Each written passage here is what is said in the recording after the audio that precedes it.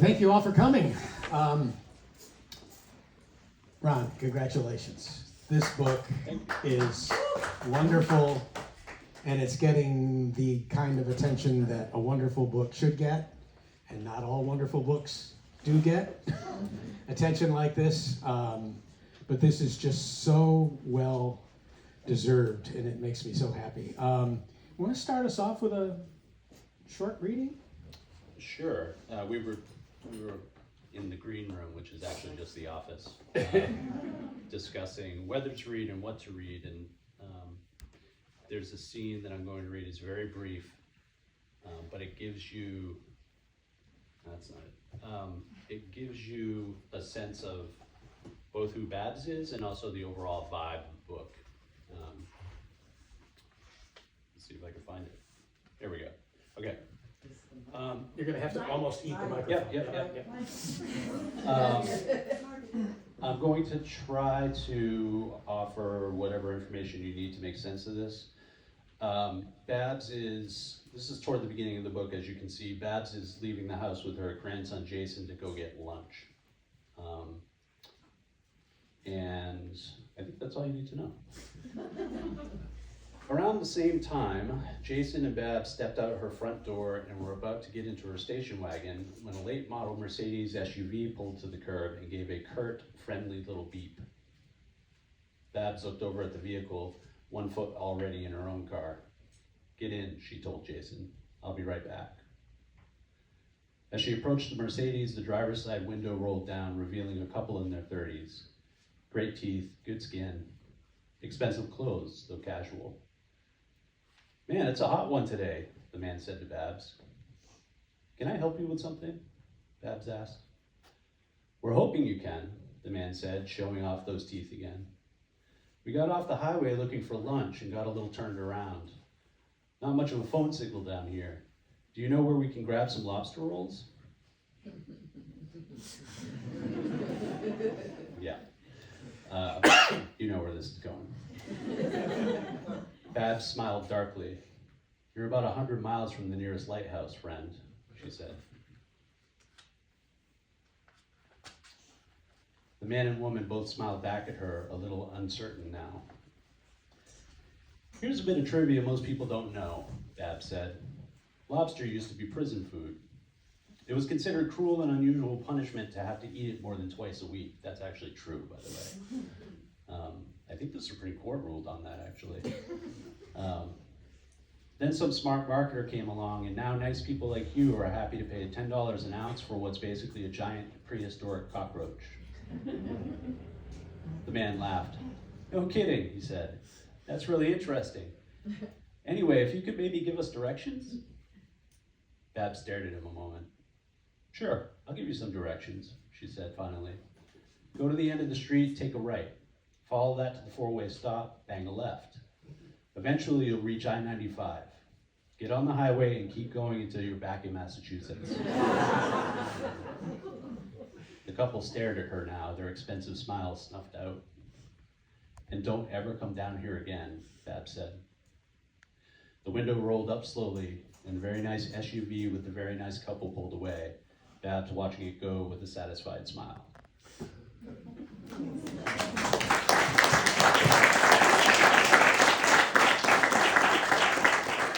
So I'm from Interior Maine, in case anybody doesn't know that about me, where that sort of attitude prevails. Yeah.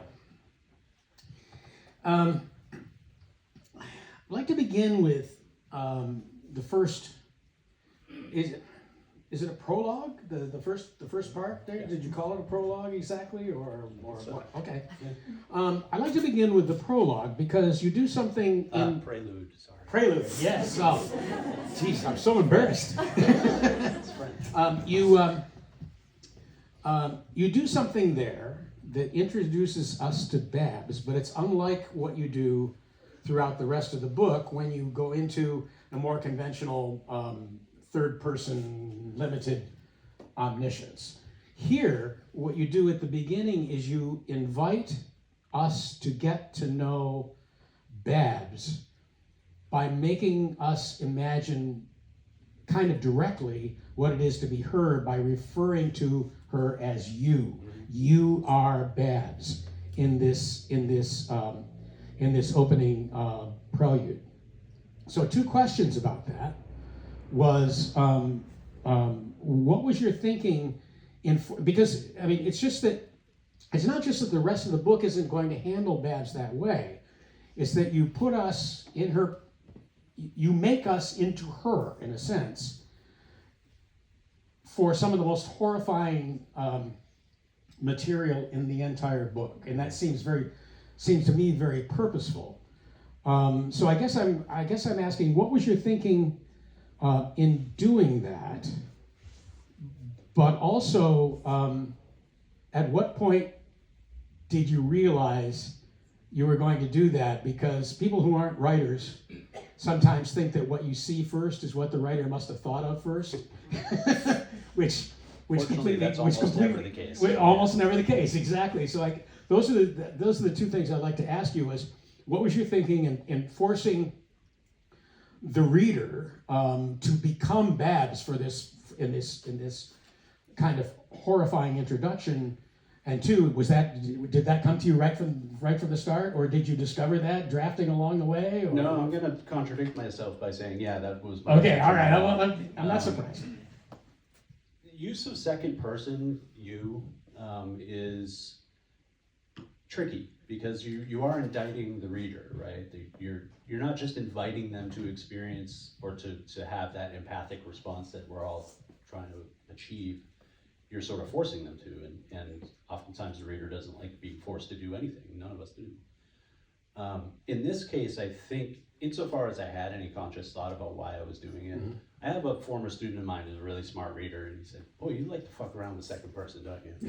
I do it a lot for various reasons, but in this instance, I guess the reasoning in my head, insofar as there was any, was that in order to understand Babs is a pretty rageful, violent person, and I think in order to understand that about her and be willing to go along with it as the story continues, you sort of had to occupy that particular experience in the prelude to sort of feel as though what she was put through, you were put through as well. Does that make sense? Yeah.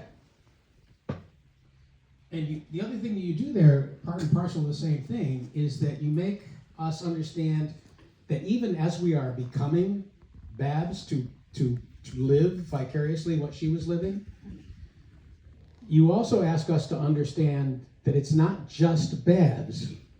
We're thinking about her because she is the amalgamation of, and then you go back and you trace all the women like Babs from the Franco community in Waterville, going all the way back to Canada, to Acadia.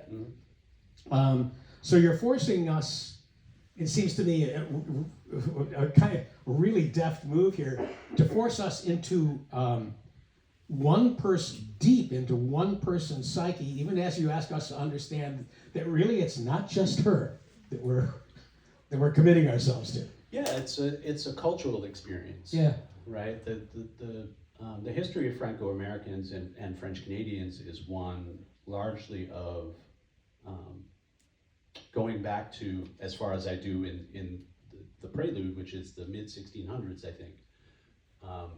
It's one of exploitation, abuse, marginalization, and so on, including the very first ancestor of Babs that we meet, who was one of, what was the term, the king's daughters.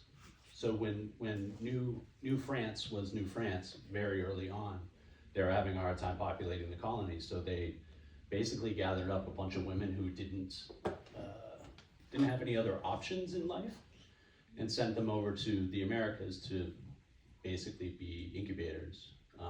And this character who I created is one of those king's daughters. And a lot of us who have French blood or Franco-American blood, or a lot of us Franco-Americans, you can actually quite easily trace your lineage back to one of the king's daughters. It was like 30 or 40 women, something like that. I sort of lost track of the question. Well, it just about why you're Babs is not just Babs. Yeah. For you in this early going. Yeah. It's twofold. One, I'm introducing a concept or an idea that abides through the book of being more than just discrete individuals, that were actually, in a very real sense, the culmination of everybody who came before us in our families, right? Their experiences, their joys, their griefs, their,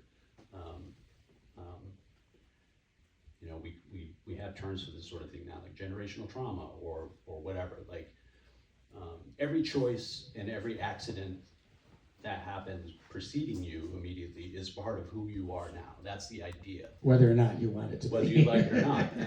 And with regard to Bad specifically, to understand why she is the way that she is and why she does what she does, you have to understand that she is at that point in history, she is the end point of this history of the French in, you know, the Northeast, basically, which was, you know, the Acadians, but also French Canadians who, you know, they come from nothing. They were treated as nothing, and that informs everything that she does and everything she believes. I want to talk to you a little bit about research, if that's even the right word here. This book is set so vividly in Waterville, Maine, a place that Ron knows so well. Barbara and I know Waterville a little bit too, for having lived there when I was teaching at Colby for all those years. But we know a different Waterville than Ron is writing about. Here, Which is sort of the point. Yeah. But despite the fact that the book, the center of this book, is located so richly and so vividly in Waterville, Maine, one of the things that I think you're going to be really surprised about, or maybe not, I don't know, but one of the things you're going to kind of open your eyes a little bit about is the fact that even though this book is set so specifically in this one place, it goes outward into the rest of the world, mostly through Babs's daughter Lori, but I mean, there are vivid parts of this novel that are set in Afghanistan.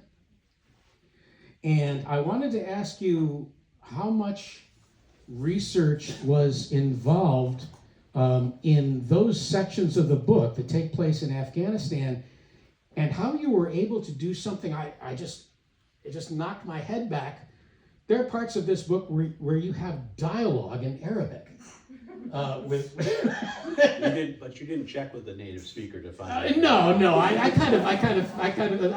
Why would I do that when I could simply ask you tonight? Yeah. But tell me a little bit, because I mean the Waterville stuff. I know how deeply you know the Waterville stuff, having lived it. But you are just going to a lot of different places in this book in a lot of different ways, and I can't imagine you just knew this. So what was the research like?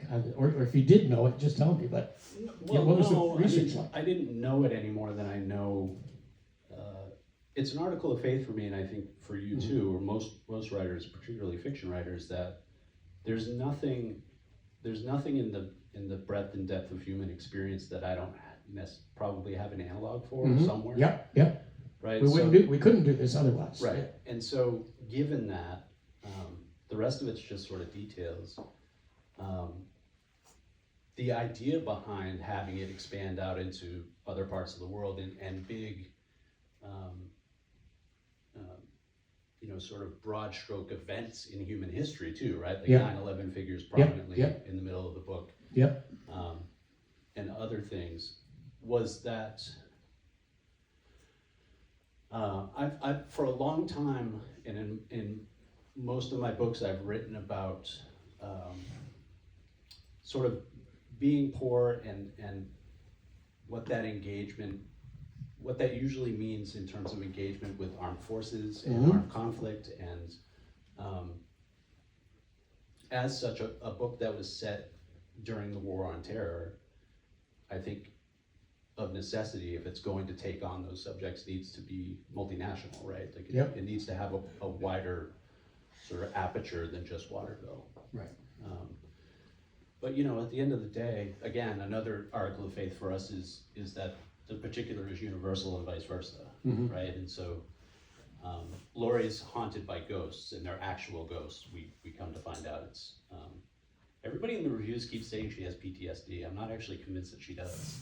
She suffered a brain injury, and then she started seeing ghosts, and she has confirmed. And we won't go into it, but it's a huge plot point too. It is, and it's wonderful. Thank you. One of the ghosts that she is haunted by, that sort of accompanies her through her journey through the story, is an Afghani girl who's 8 or 9 years old, who Laurie saw die, and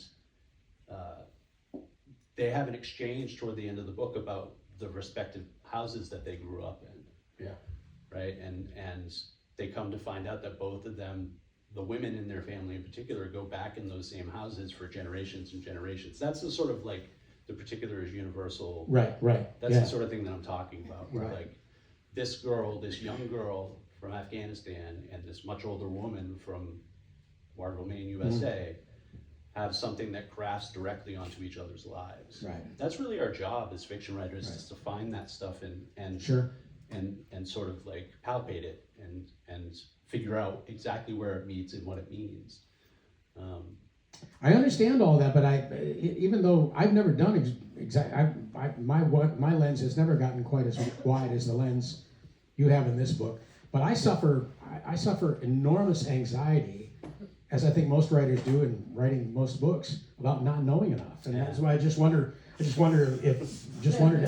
how many books on Afghanistan would I have had to have written, or would I have had to have read in order to write those Afghanistan scenes and the scenes like the one you're talking about with that young Afghan. Not that many? No, because I'll give you an example from my first book, God is Dead. The opening story that sort of kicks off it's interconnected stories, and they begin with a story about a Sudanese woman who has been inhabited by God. And it's set in a refugee camp in South Sudan. One of the first pieces of mail that I got from a reader was from a Sudanese woman who was a refugee, and she lived in Canada. And she just wanted to thank me for so vividly and accurately portraying her experience in the refugee camps. And I told her, I don't remember how it came up, but I cottoned to the fact that I had never been to Sudan. I certainly had never been to a refugee camp there. Yeah. And she just couldn't accept it. Yeah. She couldn't believe it. Yeah. Which is not to say what I do isn't, my ability to do that isn't special. It's what we do as novelists.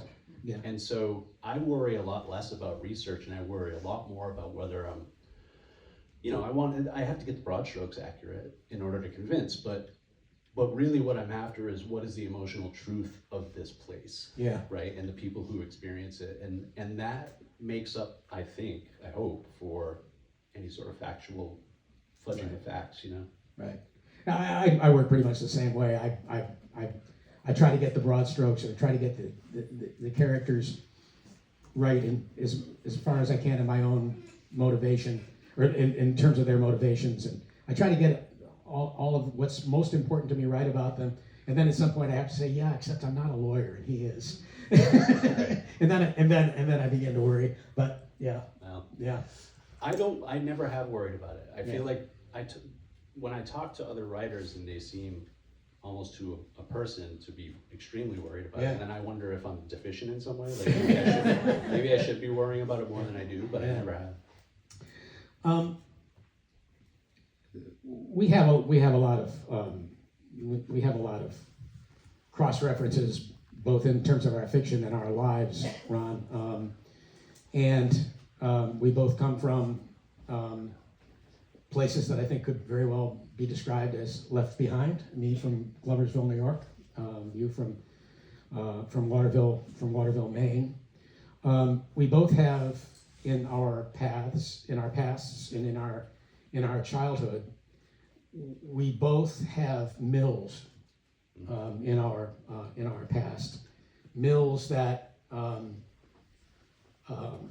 were that were central to our lives, because on the one hand, they put food on the table, on our tables, even as they poisoned us. Directly or indirectly. Yeah, Even if your folks didn't work there, that's where the money That's yes, exactly.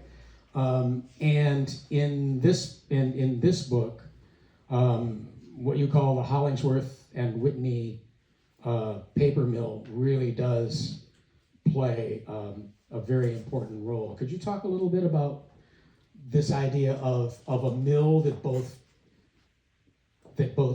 feeds the people who work there and others in the surrounding area, even as it's doing them terrible damage? Yeah, I'm fascinated by the sort of devil's bargain that so many places made with industry in that regard, right? And certainly I'm not the only person to have ever written about it or pondered it. But I think about like what Scott Paper, which was the Hollingsworth and Whitney mill in the book, it was Scott Paper at the time when I was a kid. And I think about the stuff that was glopping out of the discharge pipes in that place, and then like a mile downriver, I was picking fiddleheads for my grandmother to can. Doesn't seem like, I mean, those fucking fiddleheads probably glowed in the dark.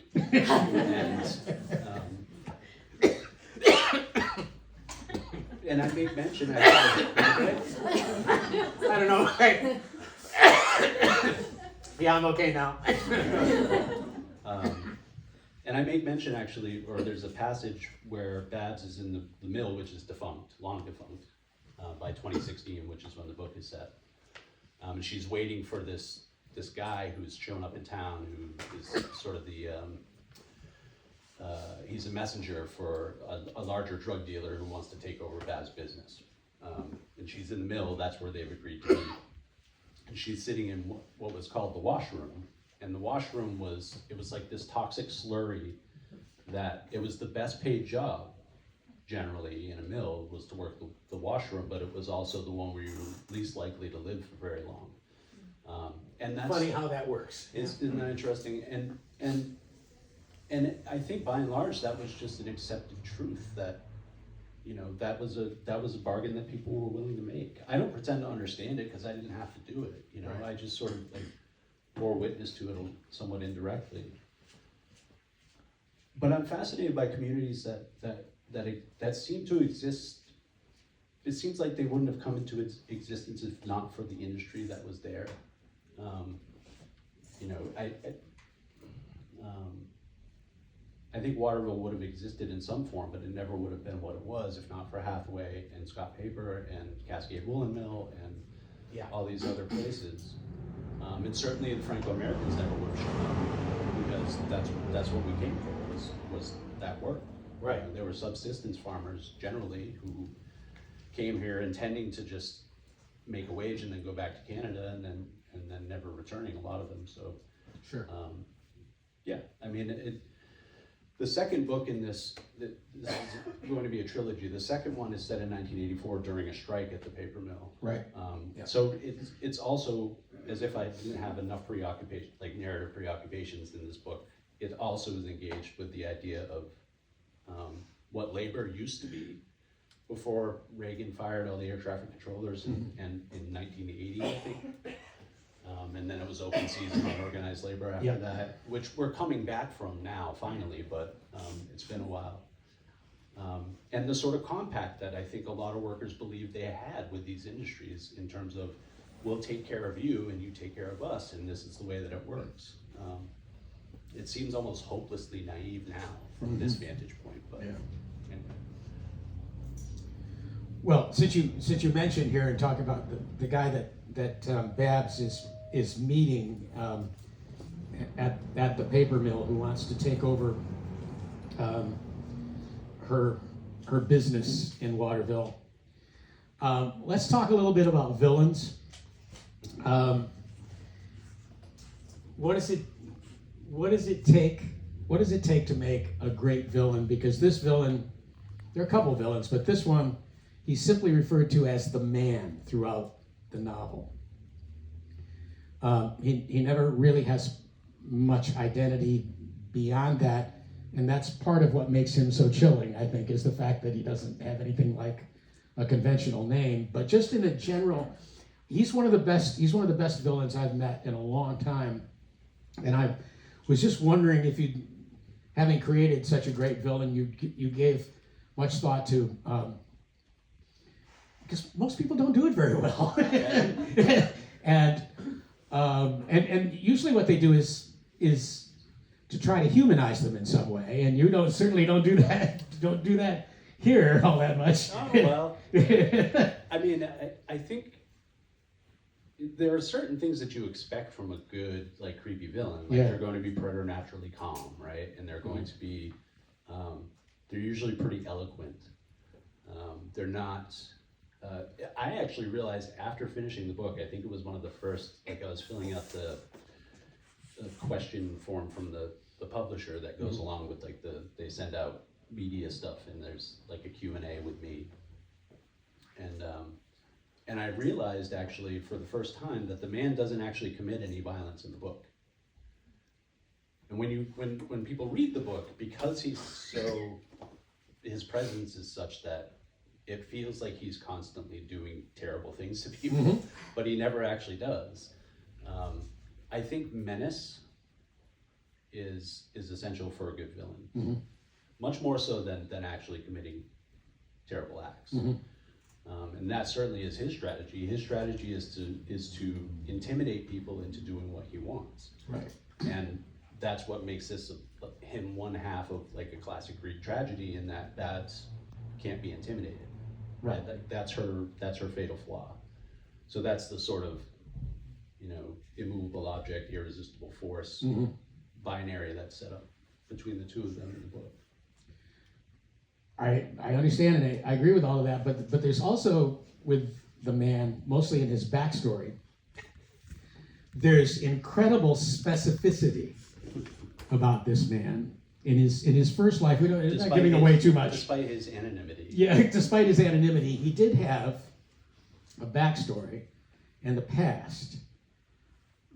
One of his specific talents before he became who he is now and doing what he did now, he was he's a man who was able to, with a straight razor, shave the shaving cream off a balloon without popping it.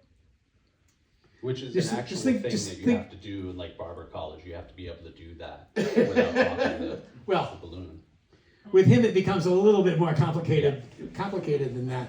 But one of the things that I admired about this particular villain was the specificity of his backstory. This is not shrouded. I mean, as menacing as he is, and as mysterious as he is, this villain is very, very specific. Yeah. Well, I like to pretend that I made very deliberate and, like, strategic choices about how to write certain characters. I have a memory of sitting there and thinking about this character at the very beginning, and I knew he was anonymous, but for some reason it popped into my head, like, what's a good previous career for a mob hitman, basically. Right. And for whatever reason, this is sort of the way my brain works. I decided hairdresser was... it's inevitable, right? It just makes sense. It's everybody's first thought, yeah. But not just any kind of hairdresser. So I made up this place. It's called Pierre's School of Cosmetology. I was going to ask you about that, whether that really existed. Well, there was a Pierre's school. There were a bunch of Pierre's Schools of Cosmetology in Maine. Do they still exist? So they did exist. They were not nearly as elite as the Pierre School of Cosmetology in the book. So the idea is that this place is like the Harvard Medical School of hairdressing, basically, and that if you graduate as the valedictorian from your class, then you're guaranteed fame in that world, right? Like you'll charge $3,000 a haircut, and you'll have your own line of spritzes and hair products and all that stuff.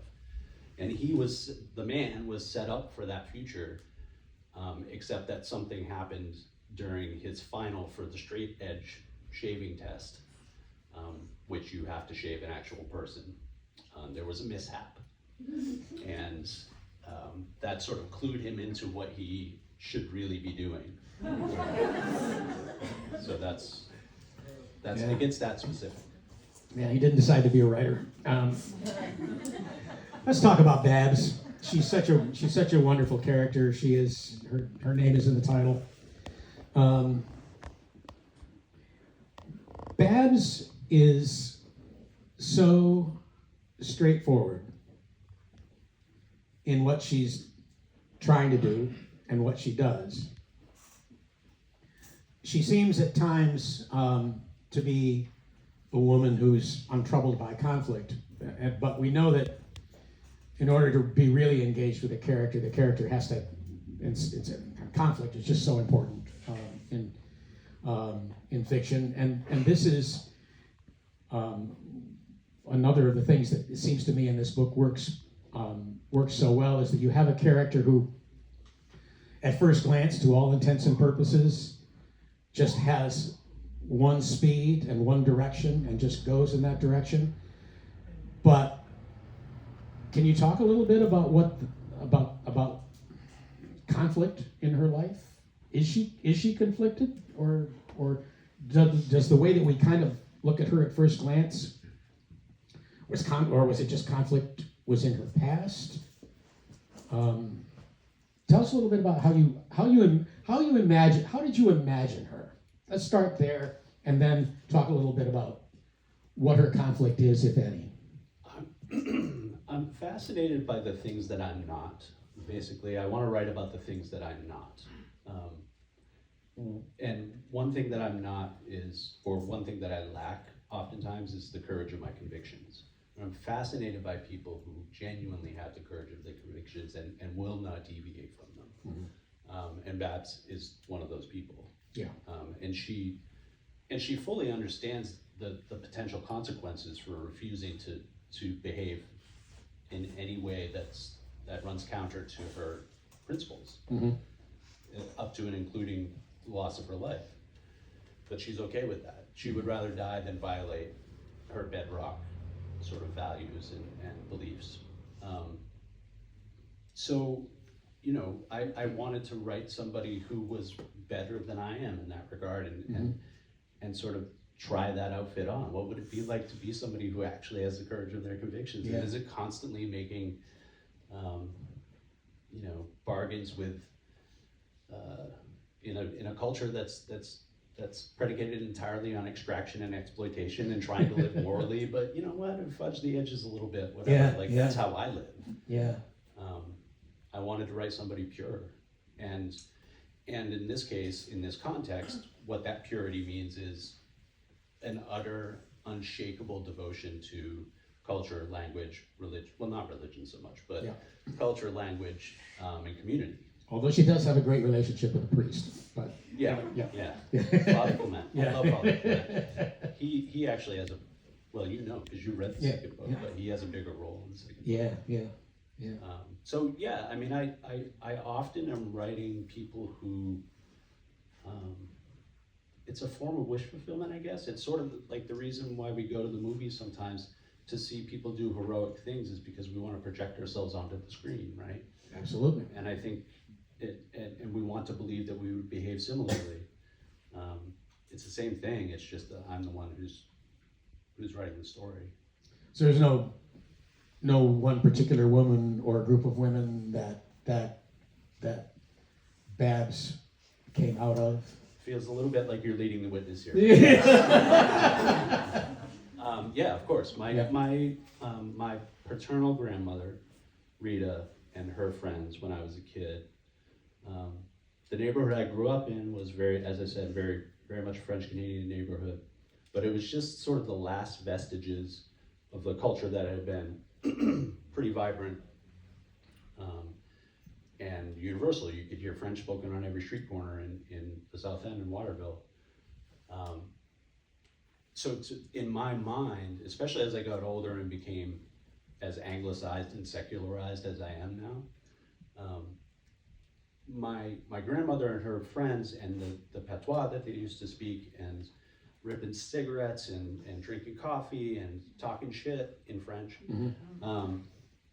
became synonymous. My grandmother in my mind became synonymous with that neighborhood. Yeah. And the two were inextricable from one another in my head. And so it just made sense to me. And it was also true, I think, that women of that age, which at the time was not old at all, I think, they were probably in their 50s, their husbands were all dead. They're all dead, yeah. And so, sort of out of necessity, men were either at work, at the bar, or in their grave. Right.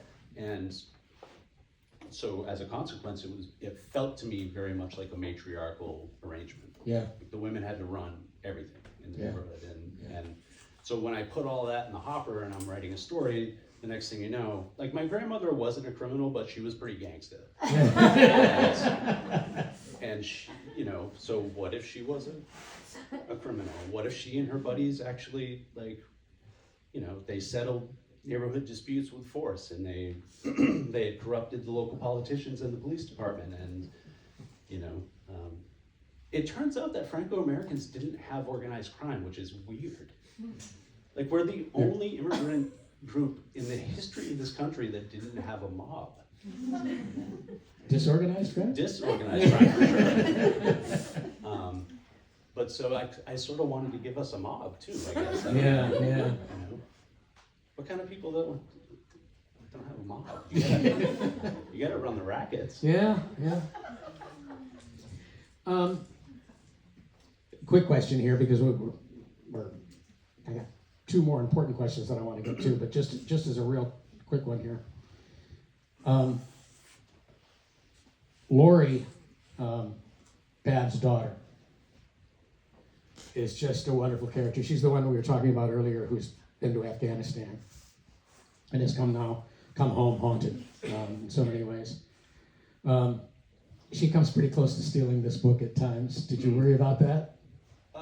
Yes, and there have been reviews that have said that she actually is the central character in the book. I mean, I wouldn't go that far, but boy, when she's there, because she's fully there. She's cut from exactly the same cloth as her mother. She's just as tough. She's just as determined. She's just as principled. She's just as smart. Yeah. And she'll fucking cut you. Like, both of them are no nonsense people who you do not want to fuck with. Yeah. So yeah, she tears up the scenery for sure. She certainly does. All right. I have two more questions here. One of which is rage as a motivation for writing novels, and whether it was, to what extent it was a motivation for writing this one, because maybe it's just that because we're friends and I know you pretty well, but it seems to me that in writing this book, you took on all the injustice of the Franco community, made it your own, and boy does it piss you off. If you would say, I guess you'd say, if people would say, what's a good motivation for writing a novel? I don't think, right off the top of my head, I would say that rage was necessarily right up there as a thing I would recommend. I wouldn't say to a young writer who wants to write a novel, well, what's your rage? You're not going to be able to write one of these without having a skin full of rage. But it's also not. If you feel it and you feel it strongly, regardless of what the motion is, it might just be enough to sustain a book. And boy, the rage in this book, correct me if I'm wrong, is you get a lot of mileage out of it. Yeah, I think so. But I would rush to add that I think what's really at the center of the book is, for me at least, and what drives it, what its anima is, right, is the idea of doing terrible things in the service of love. Mm-hmm. I'm fascinated by that, mm-hmm. at the paradox of it, and the different forms that it can take, and that to me is central to Bab's character. Yeah. She she is capable of and commits terrible acts, and she does it. She believes she does it, and I think it's genuine. She does it out of love. So, her grandson Jason shows up at the beginning of the book. Shows up at her house with a black eye, and Babs knows who did it. It was her father, or his father, her son-in-law. And so she gives him a beating later in the book, which Lori reacts badly to, because it's her belief after spending 3 tours in Afghanistan that violence only begets violence. And what she says to Babs is, if you hit Bruce, you might as well be slapping Jason with your own hands. Like that's the continuum of it, right? Right. And I don't know who's right about that. You know what I mean? I think there are certain instances, my instinct is that there are certain instances where nothing will do but violence. Mm-hmm. But I also believe that violence only begets violence. And to me, that, like, I fully expect and hope that anybody who reads this book will reach whatever conclusion they want to reach about that sort of paradox, or inclined to reach about that sort of paradox. Our job as novelists is not to answer the question, it's just to raise it. Yeah. Right? And so that's what I'm trying to do there. And certainly rage is a big component of all of that. It's also undercut. It's undercut, as you just pointed out, by the fact that so much of that rage is motivated by love. But it's also mitigated by humor. Yeah. Given what we've been talking about, Sounds miserable. So far in this book, this is one funny book. And I guess that's one of the things you learn if you're going to go to dark places, right? Best to be armed with a bit of that. But only in part because that's my experience of living in dark places and under shitty circumstances, is that when I think about, if I read a story about poor people and it's not funny, I don't believe it. And the reason is because humor is one of the only, if not the only, genuine joy in life that doesn't cost you anything. You and I were talking about this at dinner before. I have this idea that, or somebody had asked me in an interview recently about sort of blue humor, right? Like off-color humor, politically incorrect humor, whatever you want to call it. And I think the reason why, because a lot of the humor in here is impolite, right? And I feel like there's a certain kind of person, probably like upwardly mobile, like middle to upper middle class person, who gets uncomfortable with that kind of humor and would think us vulgar, right? And my response to that is, we're not vulgar. Yeah. And we're not stupid. We just have never gotten anywhere playing according to polite tests and good manners. That has never gotten us anything. So why would we keep doing it? Why would we keep performing for you? Yeah. When we can have a lot more fun doing it our way. Yeah. All right, last question for me, anyway, and then we'll open it up to the audience a little bit here. This is a question that is going to be interesting, because here's an area where, given all that we have in common in terms of our pasts, and a lot of which we've already discussed here tonight. Here's an area that I think would be interesting for us to talk about, and that's assimilation.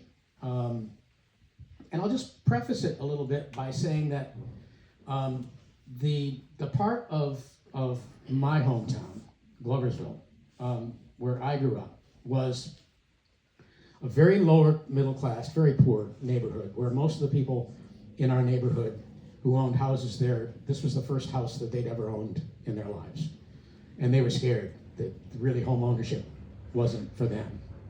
And but what was interesting too about it was that despite the fact that where I grew up was full of Italians and Polish, French. My grandfather's name was Lavarne. He was Franco coming down from Canada.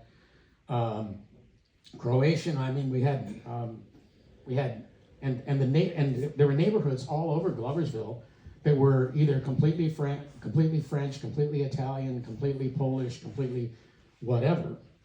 But in our neighborhood, it was very mixed. And the people who lived there, if you'd asked them how they identified, they would have identified as Americans. And they lived there. They lived there. They could have lived on Cork Hill with the Irish. They could have lived in the Italian section. They could have lived in any of those sections and been around people completely like themselves. But instead, they lived where they did in our neighborhood on our street. And there have been studies that not just in, I mean, that assimilation in America does seem to have some fruits, does seem to have some benefits. Those people who do that, there are some good outcomes that come of that. Sure. But of course, you lose everything that Babs is fighting so heroically for. Mm-hmm. This is a woman who has been stood at a blackboard and written 1,000 times on the blackboard, "I will not speak French," and so. Which was a crime. Yeah, and so she is the spokesperson for people who refuse to assimilate. So I guess what I'm asking you is what are your thoughts at the end of this book, and you got 2 more coming, about assimilation of a community that you have so much affection for, but one of the first lessons that people tried to teach them here was that in order to succeed, they were going to have to give all of that up. Sure, and it's a lesson that we took to. Yeah. You know, listen, I'm not some dipshit idealist. Like I get that assimilation has its place, and that ultimately, if you want to be able to successfully govern 360 million people, they have to share something, right? That said, I don't have any problem with assimilation in and of itself, and I don't think Babs would either. What she has is it that it's forced? It's forced. Okay, all right, yeah. And that everything that you bring with you that might be of value if it weren't automatically dismissed as you know, you worship the wrong God, you speak a funny language, like all these things, and you might be able to contribute something essential, something important, something valuable from where you came from, where you allowed that opportunity. Right. Whereas guys like Sasha understand that the first thing that you have to do is pretend not to be who you are. Right. So Sasha is the cop in the Prelude who Babs has a run-in with, I guess I'll call it. And he's actually Franco himself, but he changed his name from Sasha to Scott, and he became a cop, which you really, I mean, at least in the world of the book, was next to impossible if you were Franco-American. So, yeah, I mean, look, I can see, like, I wish I couldn't see so many sides of so many arguments, honestly, but I do, and I think it's the paradox of America, honestly, and it's ongoing, right? Like, there are still people coming here. Yeah. The paradox is that it really is true that we are unique in the world in how diverse we are culturally, with regard to religion, all of those things. It's what makes us, I think, powerful in certain ways, and I think it's also what makes us unruly and hard to govern. And it's an ongoing conversation and debate that occurs in all sorts of forms, including in this book. Yeah. All right, Noah, how much time do we have? 10 minutes. 10 minutes? All right, well, the floor is open. If you have a question, feel free to ask. If shout it out, and if we need to repeat it, we will, so that everybody knows what the question is. Questions?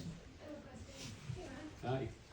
So it sounds, you guys have been teasing at the next book and the one after that, so it sounds like one's in the can and you're already on your way. Did you start this story knowing you're going to be continuing? It's a pretty big palette, so I certainly suspected there was a lot more to be mined. When my editor acquired this book, she did so with the understanding that she expected me to write 2 more books about these people in this place. And I was happy to oblige. It made absolute sense to me the moment she brought it up. You know, I think this is probably going to end up being the cornerstone of whatever literary reputation I have. You know, it feels that weighty.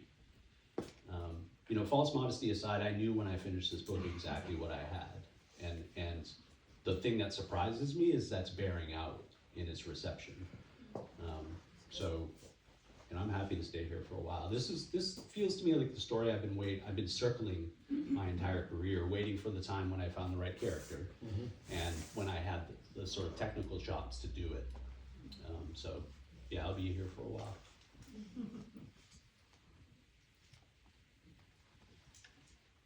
A related question, I think I see you wearing the Celtics cap. Would you say Babs is more Celtics or more of a Bruins fan? That's a good question. I think she would appreciate probably hockey. I mean, she is Franco-American after all, Yeah. and the violence of it, especially back then. Yeah, and you could just fight for whatever reason, it didn't matter, you know, or no reason at all.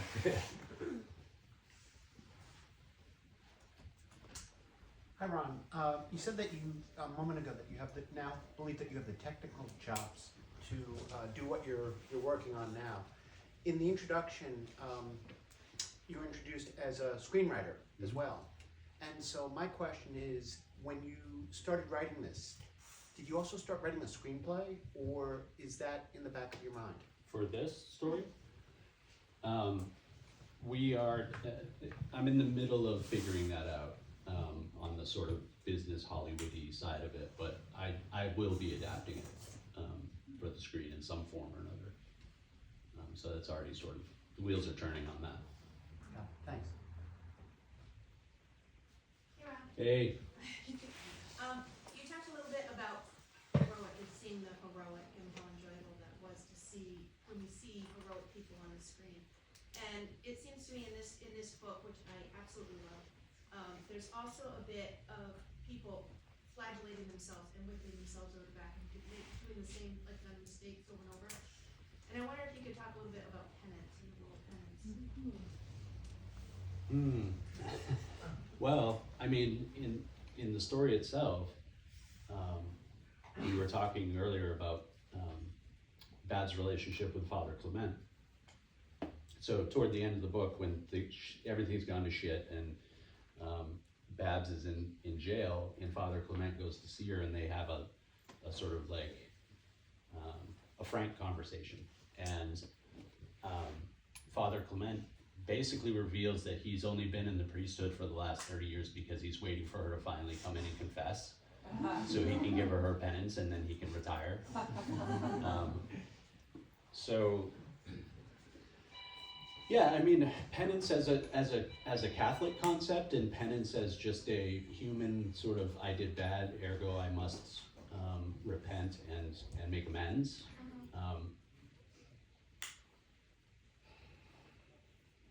I mean, I feel like any judgment or any ideas that I have about this are impossibly colored by my background as having been raised Catholic. Right. Like, it feels right and proper to me that we should be very sorry, and we should, you know, get out the cat of nine tails and give ourselves some lashes. And that all makes perfect sense to me. But, you know, in this book, there are things that people have done that they should be genuinely sorry for, right? So, I don't know. What's the old chestnut about the difference between guilt and shame? Guilt is I did something wrong, and shame is I am something wrong. Maybe that's what we're getting at here. Like, where's the dividing line between those two things? It seems I had never heard that before, actually. really. For an old chestnut that I have somehow managed to remain ignorant of for 75 years. Get yourself to church. Yeah, I think that's the sort of thing that I'm interested in exploring on a narrative level. Like, where is that line, and how does it shift for different people, and how does it shift based on what happens to them going forward in their lives, right? It just feels very human to me, which is ultimately what we're after in stories.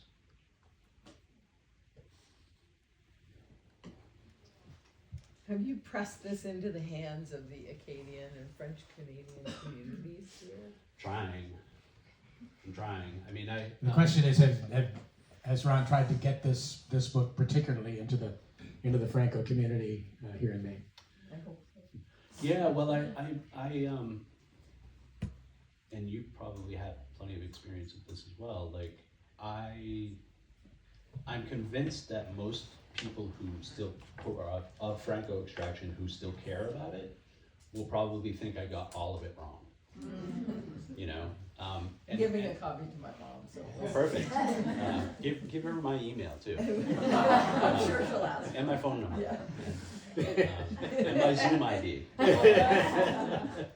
I think I've sort of anticipated that, because anytime that you write something this close to home, people are gonna have, you know, people are gonna bristle, right?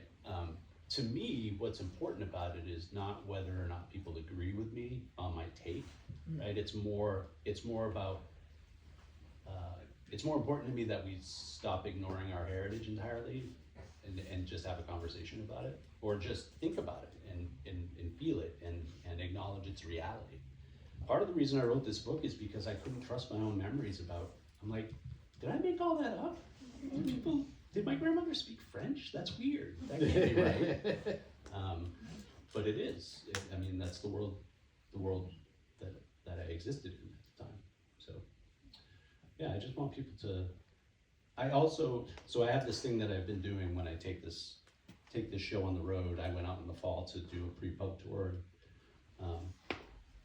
To illustrate the point that most Americans have a sense that there's something vaguely French-ish going on in Louisiana, but they don't understand why or how, and have no sense of any French heritage anywhere else or any diaspora. The question that I would ask audiences when I went out on this pre-pub tour was, name the most famous Franco-American novelist in American history.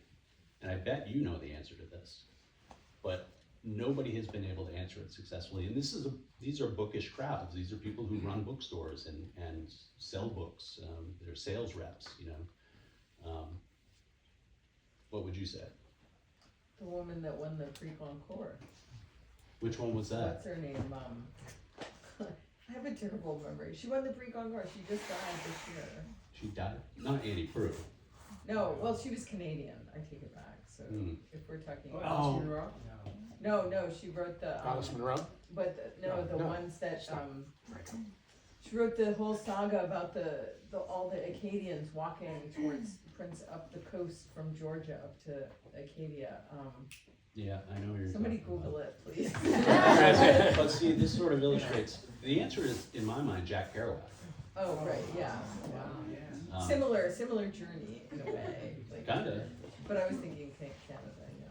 But people don't know. Obviously, everybody knows who Jack Kerouac is, but people don't generally know that he was Franco-American, because the books of his that engage with that directly, like Visions of Gerard, which was about his older brother who died, I think, of scarlet fever. Nobody remembers or reads those books. Everybody reads On the Road and all the beat stuff that followed, right?